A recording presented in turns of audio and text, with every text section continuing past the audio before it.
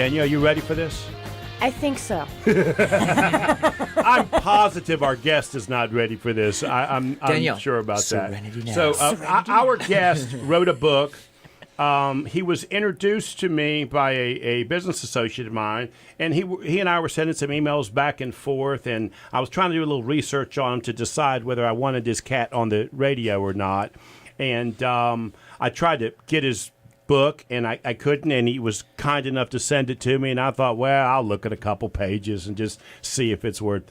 And I'm telling you, Matt, I read the first chapter or two, and I thought, this book is just awesome. Okay. And I really enjoyed the book. And Mike, is it Mooney? It is. Mike Mooney wrote the book Reputation Shift. It's kind of a play on what his background is. And Mike, thank you so much, buddy, for being on the show. We've been picking on you all morning. Unfortunately, when you put me and Matt and Danielle together, it gets a little while. We've known each other for a while. Thank you so much for being on the show. Talk a little bit, if you would, please, sir, about exactly what the primary thing that you're doing now, right? Because you've got different lives, so let's kind of focus on what you're doing now. Then we'll back up a little bit. Yeah, absolutely. So the idea around this is really in the world that we're living in right now. We're really in this perfect storm, right? Where we're seeing this gap in values among leaders, and we're seeing this in the headlines every single day. At the same time, we've got this whole world of citizen journalists. Right? And what's at stake and what's at play is people's reputations, their brands, what they stand for. So I wanted to come at this conversation around personal reputation and brand for leaders, entrepreneurs, business owners from a different standpoint. And typically it's always been reactive. What do you do after the fact? Right. Right? I wanted to take the approach of how can we be more proactive in this to actually get ahead of it, build distinction, protect ourselves, whatever it might be, so that you don't have to deal with that inevitable. Now, Mike, one of the things you talk about in your book is that your reputation really is what other people are saying and thinking about you. Do I got that right? Yeah. Well, and so that, when you think about that, it's kind of scary. Well, I got it no is. idea what Matt says about me when I leave the room, right? Well, I'll tell you. I'll tell you when he leaves. What do you mean? Well, that's it. I like to ask people, what is a reputation? And you get all these different answers for what it is. Simply put, I like to look at it this way. Your reputation speaks for you when you aren't there to speak for yourself. It's pretty simple. And that gets scary when you start asking yourself, I wonder what he or she thinks of me. Right. And I tell people this, and I know this happens in business a lot, which is why your book sort of resonated with me, right? Because I compared it to a business reputation or a business brand. I tell small business people all the time, I promise you, what you think you're saying to your customer and what you think your business is to your customer is not what they see and think of your business. Yeah. And you're saying the same thing about our personal reputation as well. Well, I am. And the interesting thing, and this is one of the challenges I had when I was writing the book, quite honestly, is that I kept going, and my editor was telling me this, saying, well, you're talking about business and then you're talking about people. Is it the business or is it the person? And I through that process, the reality is that it's about people. It's people. Because reputation touches every part of a business, but it's the reputation of the company is built on the shoulders of the individuals. Well, yeah, and when I read this because I and so many people like me, my personality is my business. My business is Joe. I don't think you're going to call and say, I'd love for you to sell my business, but I think you're a jerk, Joe. I think they have to feel good about both of them. So they really do connect in a way that I hadn't really thought of until I read your book. Yeah, no, they truly do. And that's the challenge. And one of the questions that was really at the center of the book, and it got me going on this, was a simple question of, like, what is your reputation worth? And I like to ask people, so I'm going to ask you a question. Let me flip this on you. Put a dollar value on your reputation. Yeah. Joe, how much is that worth? I read that in a book, and it was almost impossible because I can remember when I ran for office years ago, somebody said some negative things about me. I didn't sleep for 3 days. Because I couldn't correct that. You know, somebody once said, you know, they're much more pain when you lose something, you know, and that's what it felt like. I felt like I had lost something because I just couldn't get it back. So it's almost impossible to put a value on it. But to answer your question, for me, all of the revenue that I've generated through my business, I absolutely would say that's the tip of the iceberg, and then go ahead and multiply that by how many years I plan on being in business. For me, it is just about everything. Yeah. Mike, would you agree? I think to help comfort Joe, Taylor Swift said it best, that just haters gonna hate, man. You know, don't worry so much. You're a cool guy, man. Haters gonna hate.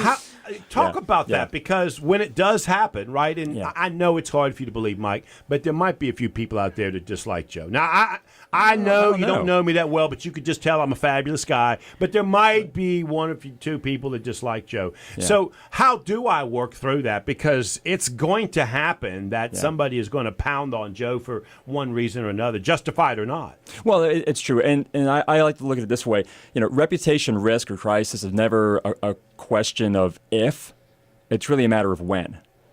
Right. So the real question to ask is, am I prepared? And you can look at that through how you have built your reputation over a period of time. Right. And in my opinion, and this is where it gets back to that point I made earlier about the values gap that we're having right now. And we're seeing in all forms of business and leadership, politics, government, et cetera, it's about values. It's really starting there. You know, I have in the book, it's called The Reputation Equation. Now, I'm a communications guy. I'm not a math person by any stretch, but I like to see things and how they come together. And quite simply, this equation is this. Your values drive your decisions. Your decisions drive your behavior. Your consistent behavior over time is then what becomes your reputation. Right? So it's really looking at starting at the value point and how am I consistently living into that on a regular basis. So when you ask, how do I protect myself when someone inevitably does it? You do it every day by living into the values, because if you're living truly authentically into who you are, people are going to hate on you. You can't help that. Joe, I feel like he's talking right to me, man. I love this guy. Well, you know, I hate to tell you this, but as a small business owner, isn't this thing though so?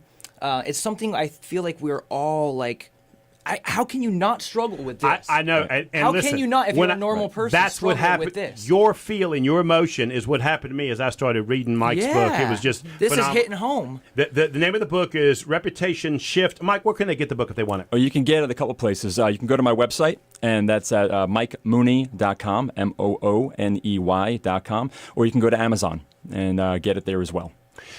One of the things you talk about in your book that I read this chapter twice, right? Was that's impressive. You have to get don't be. It's only 3 pages, Mike. Come on. But I don't have any pictures in there. It's all words. 92 chapters, 3 pages each. Move past your emotion when you're trying to sort of clean up your reputation or respond. That's so hard. Right. I can tell you there are moments when people have said things about me that were not true. They were not accurate. But once they say it, it's out there, right? And you get angry, right? Or I have clients that have restaurants and retail businesses, and I watch them tear into somebody gives them a bad review, and they just tear into the client.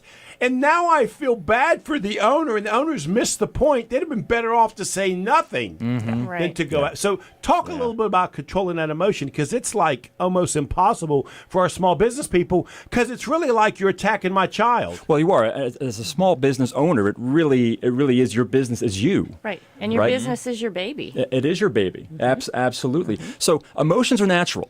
You know, I remember I had a 10th grade teacher who told me, she's like, look, emotions aren't right or wrong. They just are. The question is, what do you do with that? And we tend to linger too long on the, why me, why now, why this, instead of saying, okay, this happened. Let me figure out why it happened, and let me figure out what I need to do now to move forward. What is my plan going to be? And that's what I put in the book. I try to make it more of like a roadmap of here are the steps that you can take once you move past that emotional phase, which is, again, natural.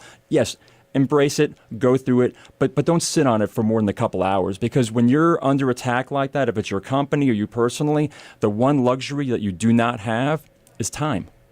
Yeah. And especially in this world of instant, communication and social media posts, you can have a tsunami rolling out. And, a question for you, Mike, because I really think that what you say about being proactive versus reactive, so branding yourself along the way, so when these pitfalls and shifts happen in people's minds and someone puts a bad review about your company or you personally, how do you react to that? Is there a tip that you have for the listeners? Like, what's your ABC? Yeah. Yeah. So other than tracking them down with a shotgun, Yeah, Which I I wouldn't think advise. that would be frowned upon.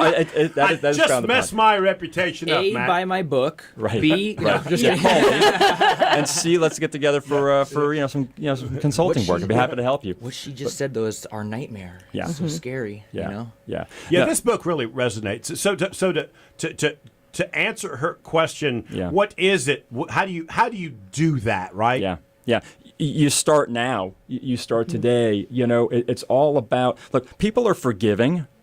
People want to give people a second chance if they know the person and they recognize it. I can tell you, Joe, you've probably had this happen to you where maybe you had an off day. Everyone has an off day. And Matt says, well, that's not the Joe I know. Something must be going on. Right. I'm going to give them that pass. But it's only because, Joe, you've built up reputational and relational equity in this. So it is about the connections you're making, the people you're knowing, so that then when something does go wrong and it starts spreading out, people are going to say, that's not the person I know. Something must be going on here. So that's one tip is each day you need to be investing in the relationships that you have. And that doesn't mean that you're out there saying, oh, please like me, but it's being a resource, as a business owner, being a resource, being more than just a service provider, being a trusted partner in this, looking out for people in a way that they aren't expecting. You're building up relational equity with them so that when something does happen, and I call it the bank of you in the book, you're going to have to make a withdrawal from that account. You're going to need people to help you out.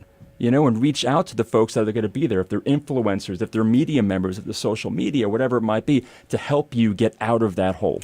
Let's take a break, Mike. Sure. I've got so many questions for you, but I could take a whole hour for you to do this. Let's do when it. we come back, I do want to talk about how we got here, how you became an expert in this area, but I also want to talk about your reputation audit. I found that interesting that we all should be doing that, and you can help us do that. So we come back, let's talk about that.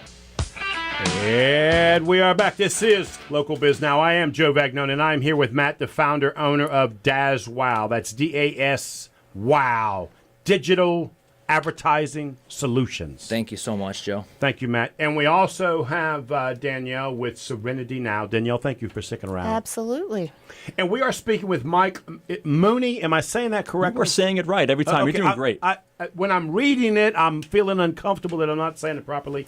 And he wrote a book that is just phenomenal about reputation shift. And Mike, thank you so much. I have so many questions for you. Let's start with something that intrigued me, which was this reputation audit. I read that chapter and thought, I'm not sure if I want to go through this process. It just looking at that chapter made me question myself and how I had treated other people throughout my life. And when I did ask them, what would they say?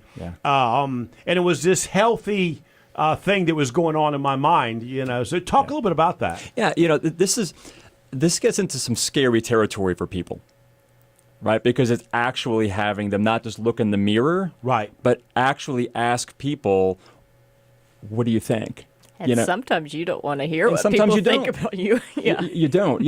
I'm a big believer that hope is not a plan. Sticking your head in the sand, looking the other way, trying to avoid something, that's not a plan for success. The whole idea of this book and helping people proactively shift the way they look at value and manage their reputations is to create opportunity. It's to create opportunity for success, right? So the reputation audit is something that typically has really been done on the corporate level, And people will look at that and say, okay, how do we stand out as a Right. business, and which is fine. Very common with that. Absolutely, in a business sense. Yeah, Absolutely. But that's why I wanted to take it to another level, because again, the business is the people. It's the business owner, right? It's the individual. So in this case here, I said, well, let's drill down to that, and it's really about identifying a core group of people that you can trust to tell you what you need to hear, not just what you want to hear. There's a big difference in that. And what I want to add is I actually paid somebody to do this for me. I was actually doing it for my business, but keep in mind, you can't separate, Right. Joe Vagnone, Right. the broker. So it ended up being about Joe personally, right? Yeah. It wasn't my intention. But what I found is there's a couple of areas in which my clients felt like I was short with them, and I didn't give them detailed information that they wanted. Well, what it allowed me to do is take the voids and then add a program, a report that, we call it a sub rosa report, which is a detailed report on here's how your business listing is doing now today, right? Yeah. That was something that didn't happen until I asked the question, how do you feel about this? So although it feels negative, it can be very positive. And that's exactly it. It all depends on your perspective. How are you going into this? Am I going into it with that, oh gosh, I'm afraid of what I'm going to hear? Or you know what? Hey, I may hear some things that I don't really like, but that's life. But if I want to get better, if I want to build my business, if I want to build my brand, if I want to create opportunity for success, I have to listen to this. It's like any other business process that you've got to get into. I'm sure as a business owner, there are things about the business you don't like to do, but Yeah. you got to do it. So this is one of those right there where you get these people together, you sit them down individually. This isn't like a intervention or anything like that, but although it could be if New you're business model.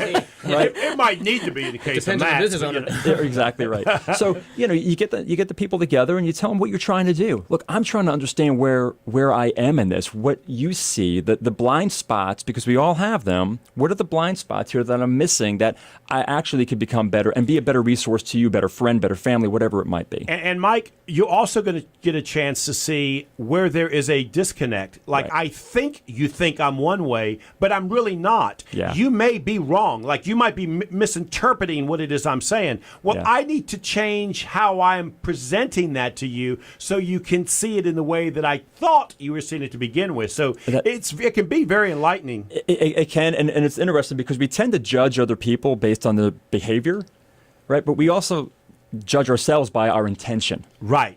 right? And that's what you're That's a saying good there. point, yes. That's a great insight, isn't He it? did kind of Wow. clean up my sloppy Yeah. talk, Yeah. yeah. Good job, Mike. Drop that right there. That's really that's actually really encouraging Yes. to hear a professional say what he just said to me, especially. I have to say, Well, it's encouraging because when you read the book, you get kind of scared. It's not till the end that Yeah. you say that, So Right. let's try and back up a little bit because, Sure. again, I could talk about this book for an hour. Let's talk a little bit. We've only got a couple of minutes. Talk about your past a little bit. How did you get here? How did you get Yeah. to be this expert in reputation? So, a kid from Long Island, New York, finds his way down to Charlotte, North Carolina. I'm not going to hold that against him. No. Neither. Jersey boy right here. There you go. I ended up in the motorsports world, in public relations, and worked for an agency, and I've spent the last 25 years really in motorsports, NASCAR, IndyCar, drag racing, offshore powerboat racing, all different venues. But the part that I loved about it, what I got to do, especially on the business side, it was about helping brands, companies, sponsors, right, connect with a key audience. Right. And in doing so, and working with drivers and other athletes, you start to really focus on the power of reputation. And they closely relate the driver to the brand itself. Exactly right. So if the driver Whoa, does Matt, did something- you hear what he said? Exactly. Ding, ding, ding. I got you, Mike, on that. That's Right, we're there. We're there. It is there. Right there. Our bell technician was a little sleepy there. Do I get to ring the bell for making fun of you? Yeah. I messed Mike up. I'm sorry. No, Finish off. you're good. But the whole idea there is that within sponsorship and motorsports, there is a relationship, right, that's formed based on reputation and the actions and behaviors that a driver has in representing a brand.